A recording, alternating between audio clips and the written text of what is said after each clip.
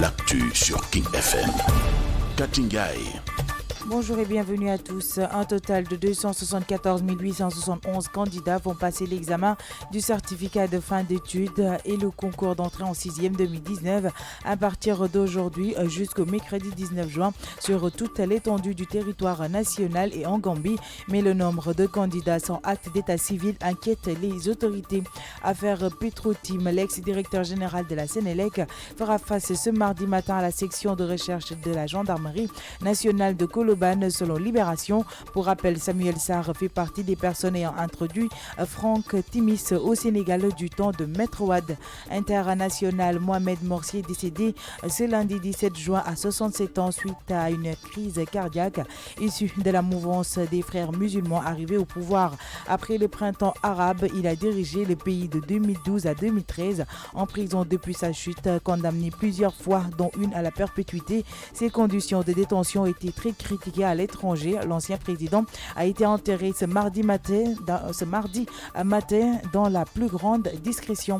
Sport pour le sélectionneur Aliou Cissé, la suspension de Sadio Mané pour la première journée de la phase de groupe de la CAN 2019 pour cumul de cartons n'est pas insoluble.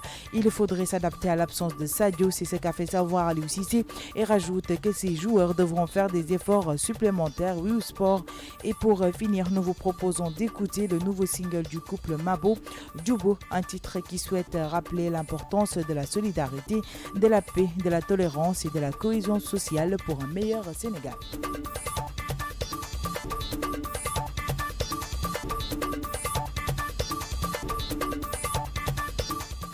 Nous y reviendrons.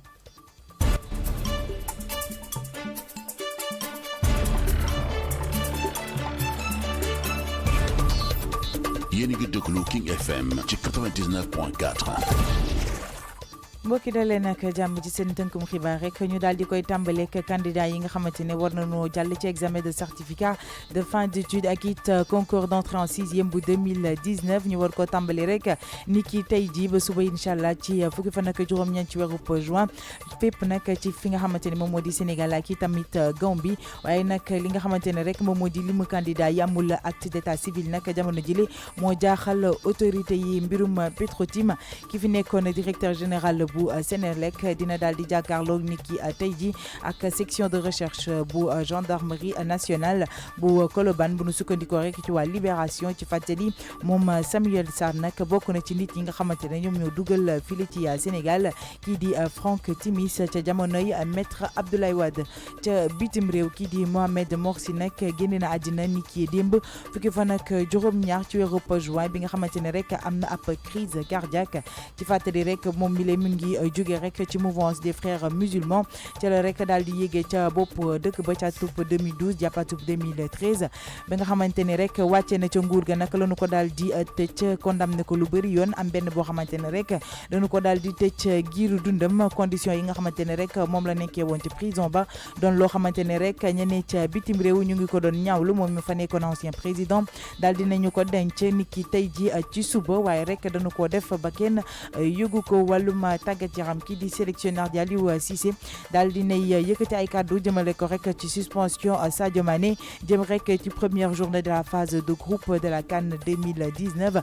li ko waral rek mooy dañoo daal di jàpp ni dañu ko jox carton jaune yu bëri ba tax sax mënut a football. Moom nag mi ngi daal di xamal ndawam ñi rek ne fi mu nekk nii rek dañoo daal di war a jouer xam rek ne kii di Sadio Mané du ci daal di bokk, gën a yokk rek li nga xamante ni moom la ñu doon def. ñu jeexalee rek tënkum xibaar yi ak woy bi di Djubo nekk single bu bees bi nga xamante ne rek couple Mabo daal dinañu ko génne. Mu nekk woy boo xamante ne rek dañuy daal di fàttaliwaat importance li nga xamante ni moom moo di jàppoo jàmm waaye itamit balante li mu mën a indi rek ci réewum Sénégal.